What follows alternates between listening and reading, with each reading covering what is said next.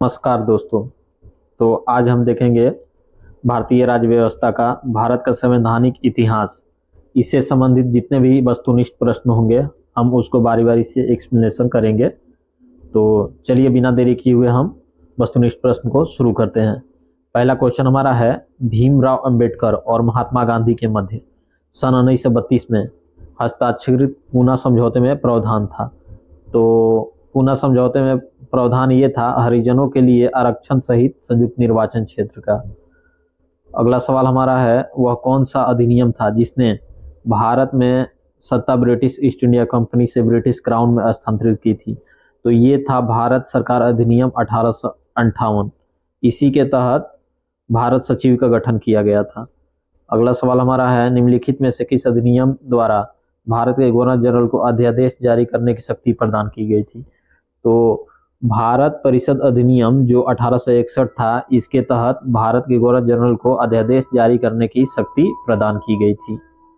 अगला सवाल हमारा है, सूची 1 को सूची 2 से सुमेल करना है और एक तरफ दिया हुआ है सूची 1 और दूसरी तरफ सूची 2 दिया हुआ है। तो अगस्त घोषणा देखेंगे। तो अगस्त घोषणा जो है ये लॉर्ड मॉन्टेग्यू के द्वारा किया गया था और अगस्त प्रस्ताव किया गया था ये लॉर्ड लिनलिथगो के द्वारा। और अगस्त संकल्प ने महात्मा गांधी ने लिया था, अगस्त संकल्प। तो ये महात्मा गांधी से संबंधित है। और प्रत्यक्ष कार्यवाही दिवस, तो ये मोहम्मद अली जिन्ना से संबंधित है। प्रत्यक्ष कार्यवाही दिवस जो है 16 अगस्त 1946 ईस्वी को ये मुस्लिम लीग के द्वारा मनाया गया था, जिसका नेतृत्व मोहम्मद अली जिन्ना कर रहे थे। तो इसमें देख लेंगे, ए का हमारा है 2 और बी का है 1 और सी का हो जाएगा 4 और डी का हो जाएगा 3। तो 2 1 4 3। तो हमारा ऑप्शन ए सही हो जाएगा, 2 1 4 3। अगला सवाल देखेंगे, रेगुलेटिंग एक्ट पारित किया गया था। तो रेगुलेटिंग एक्ट पारित किया गया था 1773 ईस्वी में और इस समय बंगाल के गवर्नर जनरल थे वारेन हेस्टिंग थे। वारेन हेस्टिंग का कार्यकाल 1772 से लेकर 1785 ईस्वी तक रहा था। अगला क्वेश्चन हमारा है, भारत के गवर्नर जनरल को किस एक्ट के द्वारा अपनी समिति के निर्णय को अस्वीकार करने का अधिकार मिला। तो 1786 का अमेंडमेंट एक्ट था।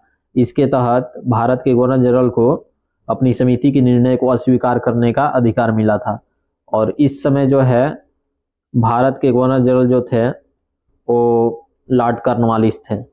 अगला सवाल हमारा है, महारानी विक्टोरिया को भारत की सामग्री नियुक्त किया गया था। तो ये 1876 ईस्वी में नियुक्त किया गया था।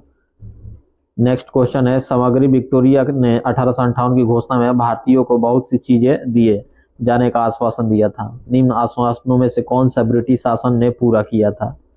तो ब्रिटिश शासन के द्वारा पूरा किया गया था, देशी रजवाड़ों की यथास्थिति बनाई रखी जाएगी। अगला सवाल देखेंगे, मार्ले मिंटो सुधार का उद्देश्य था। तो मार्ले मिंटो सुधार का उद्देश्य जो था ये पृथक निर्वाचन प्रणाली था। मुस्लिमों के लिए पृथक निर्वाचन प्रणाली की व्यवस्था मार्ले मिंटो सुधार 1909 में किया गया था पहली बार। नेक्स्ट है, मार्ले मिंटो सुधार बिल किस वर्ष में पारित किया गया था। तो ये 1909 ईस्वी में पारित किया गया था। अगला सवाल हमारा है, मुसलमानों के लिए अतिरिक्त निर्वाचक मंडल प्रारंभ में किसके द्वारा लाया गया था। तो ये लाया गया था मार्ले मिंटो सुधार 1909 के द्वारा। अगला सवाल देखें, 1909 के इंडियन काउंसिल एक्ट में किस बात की व्यवस्था की गई थी। तो इसमें सांप्रदायिक प्रतिनिधित्व की व्यवस्था की गई थी। सांप्रदायिक प्रतिनिधित्व, मुस्लिमों के लिए पृथक निर्वाचन प्रणाली की व्यवस्था किया गया था। अगला सवाल हमारा है, मार्टिन्ग्यू चेम्सफोर्ड सुधार में प्रावधानों का सार था। तो ये प्रावधानों का सार था, प्रांतों में दोहरा शासन हो जाएगा इसका सही उत्तर। प्रांतों में दोहरा शासन मार्टिन्ग्यू चेम्सफोर्ड के द्वारा ही लाया गया था। अगला सवाल हमारा है, 1946 का कैबिनेट मिशन 3 मंत्रियों से गठित था। निम्नलिखित में से कौन इसका सदस्य नहीं था। तो इसके सदस्य 3 थे, doctor Lord Pethick Lawrence, sir Edward Cripps और एवी अलेक्जेंडर।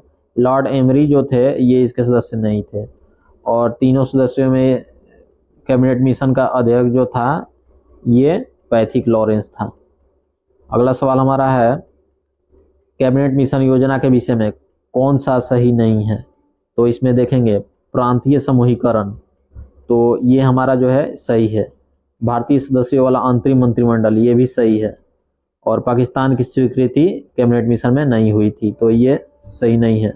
अगला है संविधान का निर्माण का अधिकार, ये भी सही है। नेक्स्ट क्वेश्चन देखेंगे हम, भारत का संविधान लागू होने तक स्वतंत्रता के पश्चात इसका शासन किसके अंतर्गत चलाया गया था? तो ये 1935 के भारत सरकार अधिनियम के अनुसार इसका शासन संविधान लागू होने तक स्वतंत्रता के पश्चात चलाया गया था।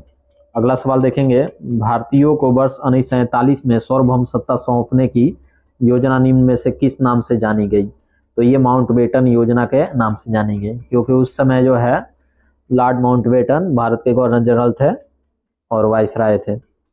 अगला है कौन सुमेल नहीं है? तो देखेंगे मार्ले मिंटो सुधार, तो ये सांप्रदायिक प्रतिनिधित्व, मुस्लिमों के लिए पृथक निर्वाचन प्रणाली की व्यवस्था की गई थी, तो ये हमारा सही है। और भारत सरकार अधिनियम 1935, इसमें स्वशासन जो है ये भी सही है। कैबिनेट मिशन संविधान सभा का गठन किया था, ये भी सही है। और साइमन कमीशन देखेंगे भारत विभाजन, तो साइमन कमीशन के द्वारा भारत का विभाजन नहीं हुआ था, तो इसलिए हमारा ये डी सही हो जाएगा, क्योंकि इसमें पूछा है सुमेल नहीं है।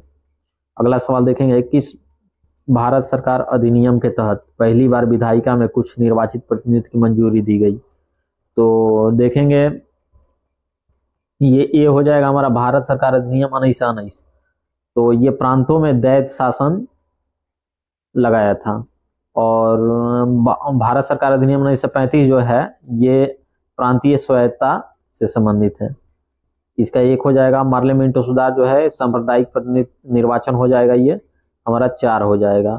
और भारत परिषद अधिनियम 1861 जो है सती प्रथा का अंत हो गया, ये हमारा 2 हो जाएगा। और भारत सरकार अधिनियम 1858 ब्रिटिश शासन शक्ति में आया, ये 5 हो जाएगा। 3 1 4 2 5, तो देखते हैं हम 3 1 4 2 5, तो 3 1 4 2 5 हमारा ऑप्शन बी ये सही हो जाएगा।